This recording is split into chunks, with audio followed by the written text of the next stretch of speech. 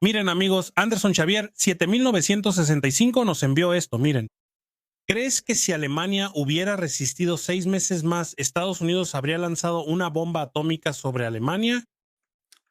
Anderson, para responderte eso de forma sencilla, puedo responderlo en una sola palabra.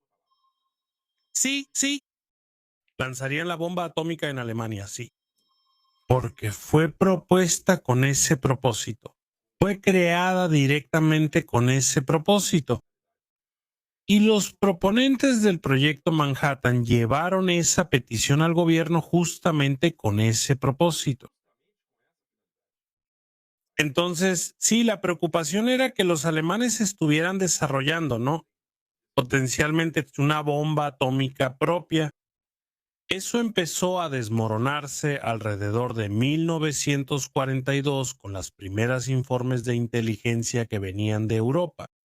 Sin embargo, solo después, ya casi al final de 1943, yo diría en noviembre o diciembre de 1943, cuando Niels Bohr, el gran científico danés, ¿no? Ganador del Nobel, uno de los físicos más importantes del siglo XX, llegó, ¿no? Él escapó de Copenhague, finalmente fue llevado por los británicos a Londres y posteriormente fue llevado a Estados Unidos y a Los Álamos. Niels Bohr entonces llegó a Los Álamos a finales de 1943 y le dijo a Robert Oppenheimer y también a Hans Bitter que los alemanes estaban buscando el agua pesada como elemento moderador. Y entonces, por eso, Oppenheimer y Bitter hicieron las cuentas, ¿no? 2 más 2. Y se dieron cuenta de que los alemanes habían ignorado el grafito. Habían esencialmente tomado el camino equivocado para construir una bomba atómica. Por lo tanto, ya no había de forma clara una amenaza de que se lanzara una bomba atómica, perdón, de que los alemanes desarrollaran una bomba atómica. Sin embargo, el general Groves, Leslie Groves, decidió que sería más prudente enviar una misión militar a Europa para poder asegurarse de que los alemanes realmente no estaban desarrollando una bomba atómica al mismo ritmo que los estadounidenses. Entonces, se creó la misión AUSOS, Fue dirigida por el coronel Boris Pash y el coronel Boris Pash fue enviado a Europa. Allí, incluso antes de que Niels Bohr llegara, incluso antes de que Niels Bohr estuviera allá en Estados Unidos, él fue a Europa. Él desembarcó en Italia inicialmente y fue a la Universidad Sapienza en Roma para buscar, ¿no?, algunos indicios de lo que los alemanes podrían estar haciendo. Y después de eso, Boris Pash siguió hacia Normandía y desde Normandía fue acompañando la línea del frente hasta París. Allí en París logró capturar a Frédéric Joliot-Curie, que era el yerno de la fallecida Marie Curie. Entonces Frédéric Joliot le confesó al coronel Pash que los alemanes le habían propuesto a él terminar el ciclotrón que Joliot estaba creando en París. Y que el gran responsable de todo eso sería el doctor Kurt Dibner, un físico alemán que actuaba como consultor del proyecto nuclear junto a la oficina de armas del Reich. Muy bien, entonces, después de eso, Pash siguió adelante y buscó entonces a la oficina de otro físico llamado Carl Friedrich von Weizsäcker, que estaba en la ciudad de Estrasburgo en la frontera con Francia. Hasta el final de la guerra, los alemanes entonces no lograron avanzar mucho en el proyecto, estaban casi haciendo funcionar su reactor nuclear. En abril de 1945, cuando Heisenberg, ¿verdad?, Werner Heisenberg fue capturado por la misión AUSO. Pero sí sabemos que la propia bomba atómica norteamericana no estaba lista en ese periodo, ¿verdad? Solo estuvo lista el 16 de julio de 1945, cuando fue probada efectivamente allá en el desierto de Nuevo México, ¿verdad? En Trinity. Que por cierto puedes conocer con nosotros este año en nuestra misión Átomo, ¿eh? Si quieres conocer esos lugares históricos, si eres un apasionado de esta historia del desarrollo de la bomba atómica, puedes venir con nosotros. Ahí mira unas imágenes de la expedición del año pasado, la gente allá en Los Álamos. la gente en el sitio de pruebas de Trinity y también allá en Dallas, donde volamos en el Boeing B-29 Super Fortress de la CAF, ¿verdad? ¿No? De la Commemorative Air Force. Si tienes interés en hacer esa expedición fantástica con nosotros, que sale para Estados Unidos en octubre, solo tienes que hacer clic en el enlace que está en la descripción o escanear el código QR que aparece en la pantalla. Porque, mi querido, los lugares son limitados y ya tenemos bastante gente inscrita en esta expedición, ¿ok? Así que apúrate para asegurar tu lugar. Pero vamos a abrir un paréntesis ahora, pero ¿y si Alemania hubiera resistido por más de 6 meses, como nos dijo Anderson Xavier aquí, mira? Si Alemania hubiera resistido por más de 6 meses y eso fue considerado, ¿de acuerdo? ¿Cómo fue considerado? Allá en el asunto del puente Ludendorff en Remagen, aquí mira, voy a mostrarles el mapa. Y el puente Ludendorff en Remagen, que está aquí, mira, en el río Rin. ¿Ves el río Rin? Este gran río, mira, que va a cruzar toda Alemania, de norte a sur, ¿ok? Entonces, aquí en Remagen, ¿dónde está Remagen? Está por esta región de aquí, estoy seguro porque estuve muy cerca de ahí. Entonces, el puente Ludendorff, amigo, fue el único puente que fue capturado entero, el Ludendorff, por los aliados. Y eso se añadió aquí, mira, eso se añadió aquí donde estaba el puente. El antiguo puente estaba aquí. Sí, mira, aquí los restos del puente, mira. Entonces, el antiguo puente significó un avance, un ahorro de tiempo. No tiene precio, ¿verdad? Ahorro de tiempo sin equivalente para la campaña aliada. ¿Por qué? Una vez que los aliados lograron retener el puente Ludendorff y construir otros puentes aquí alrededor de él, y pasar las tropas al otro lado. Mucho antes, todo el eje del ataque aliado pasó a esta región, aquí al sur de Bonn, y permitió entonces la apertura de un frente doble y de avance contra Alemania aquí por el norte con Montgomery y aquí por el sur con el general Omar Bradley, que hizo un doble envolvimiento aquí, mira. Doble envolvimiento de esta región que están viendo aquí, mira.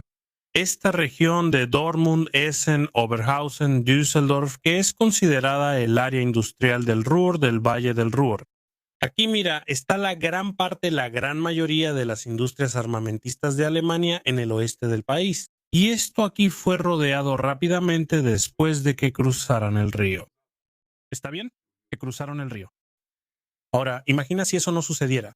Si los alemanes lograran volar todos los puentes aquí, mira, en el Rin y con el ejército en posición defensiva aquí, mira, ellos lograran detener los intentos de Montgomery y los intentos estadounidenses de cruzar el río, sin desesperación, con la posición consolidada. Ese fue el escenario que se analizó mucho en esa misma época, ¿ok? Entonces, las previsiones de avance contra el corazón de Alemania, ¿verdad? Particularmente contra Berlín. Mira la distancia. Decían que la guerra fácilmente llegaría al verano de 1945, ¿ok? Entonces, verano, ¿qué queremos decir con eso? Junio, julio y agosto de 1945. Agosto de 1945. ¿Qué pasó en Japón? Cayó la primera bomba allá en Hiroshima. Entonces, hermano, cuando digo eso, cuando digo que sí, cuando dije que respondería de forma simple diciendo sí, esa bomba caería en Alemania, es porque con certeza, hermano, con certeza, era lo que todos buscaban ahí. El tipo que propuso el concepto de la bomba atómica contra Alemania para la Casa Blanca se llamaba Leo Szilard.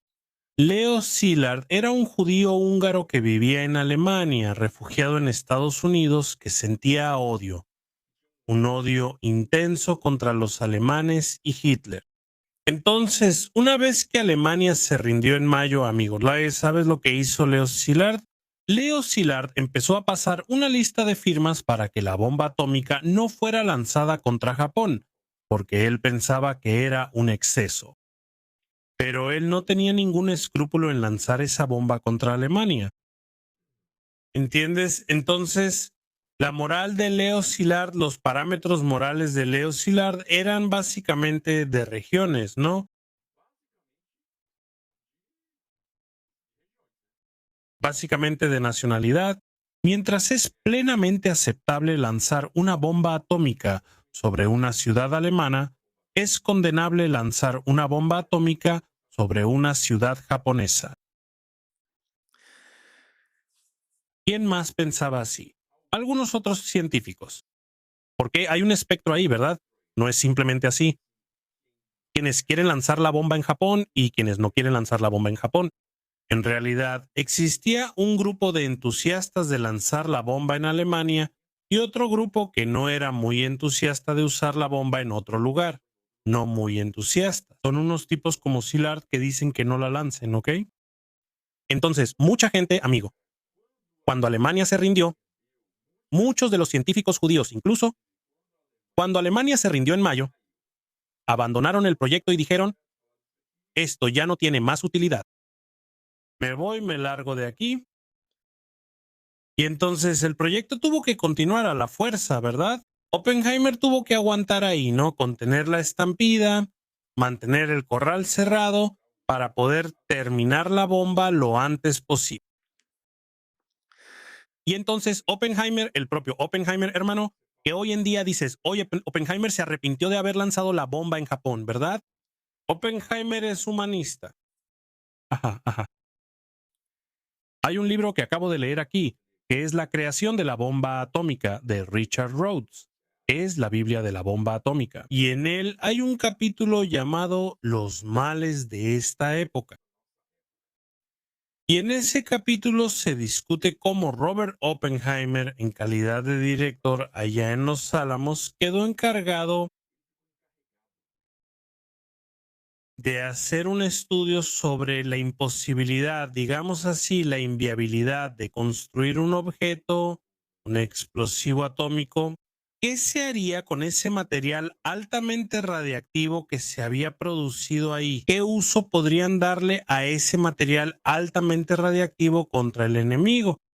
Y Oppenheimer entonces propuso envenenar las fuentes de agua de Alemania aquí, en esta cuenca del río Rin, con esos materiales altamente radiactivos. Y entonces Oppenheimer calculó que ese envenenamiento resultaría en la muerte de aproximadamente 500,000 personas. Y en esta área de aquí, del valle del río Rin, quien vivía aquí tenía una gran probabilidad de trabajar para la industria armamentista, ¿verdad? Las familias que vivían aquí en Essen, Dortmund, todas estas ciudades, Gelsenkirchen, la posibilidad de que esta gente trabajara para la industria armamentista era muy grande. Entonces, la pérdida para la industria armamentista con la muerte de esas 500,000 personas era muy grande, potencialmente muy grande. Estamos hablando de 500,000 personas y no de 500,000 trabajadores, ¿ok? 500,000 personas, eso incluye ancianos, mujeres, niños. Oppenheimer firmó ese informe sobre el uso de material altamente radiactivo como veneno para estas fuentes de agua aquí en Alemania, ¿verdad? Él firmó eso, él firmó eso, y lo firmó sin ningún conflicto moral, porque era un objetivo en Alemania, ¿entiendes? Entonces, sí, es muy posible que la bomba atómica, si el frente no hubiera avanzado de la manera en que avanzó en 1945, hubiera sido usada, sí, contra los alemanes. Básicamente, todos los que propusieron el uso de la bomba atómica en primer lugar y convencieron al gobierno de financiar el proyecto, carísimo tenían ese objetivo en mente. ¿De acuerdo? Entonces, supongamos que Alemania en agosto de 1945 todavía está resistiendo. Y resistiendo de la misma manera, ¿verdad? Como resistió en abril del 45,945, vamos a llevarlo más adelante, ¿no? O sea, con una franja de terreno aquí, de norte a sur, siendo comprimida entre los frentes aliados aquí en Occidente y el frente soviético aquí en Oriente. Vale. Y vamos a recordar lo siguiente, que toda esta área que están viendo aquí es el corazón de la República Checa. Era el área que quedó, al final de cuentas, bajo dominio alemán al momento de la rendición. Vale. Y entonces me preguntas, ¿y entonces dónde iba a caer la bomba atómica, amigo? ¿Dónde iba a caer? Tengo fuertes sospechas. Y te diría que Berlín no es mi principal sospecha, porque Berlín es la capital del Reich, es la ciudad que alberga al gobierno, es la ciudad que tiene la mayor representatividad histórica.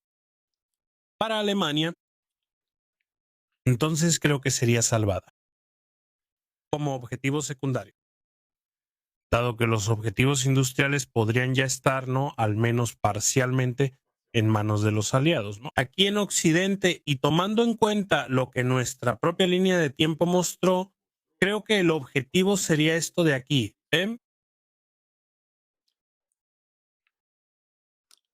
Ven aquí Breslavia en Polonia, ¿verdad? Entonces, ¿por qué iban a bombardear Polonia? Porque esto aquí era Alemania en esa época, ¿no, amigo? Esto aquí era Silesia. Entonces, Breslavia en esa época se llamaba Breslau, una ciudad alemana.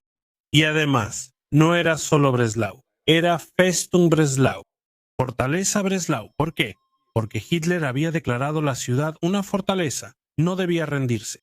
Y más, Breslau, en nuestra línea de tiempo, resistió más que Berlín.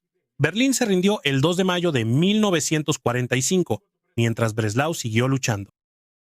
Entonces, en esa línea de tiempo alternativa, creo que es muy posible que Breslau actuara de la misma manera. Y además, no. Breslau estaba en la línea de frente soviética, con los soviéticos acercándose. Entonces, serviría para el doble propósito de llevar a los alemanes a rendirse y también demostrar el poderío de Estados Unidos ante la Unión Soviética.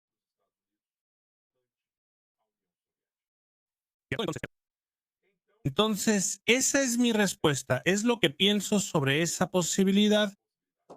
Si Alemania hubiera durado 6 meses más, ¿habría conseguido una bomba atómica, sí o no? Creo que sí.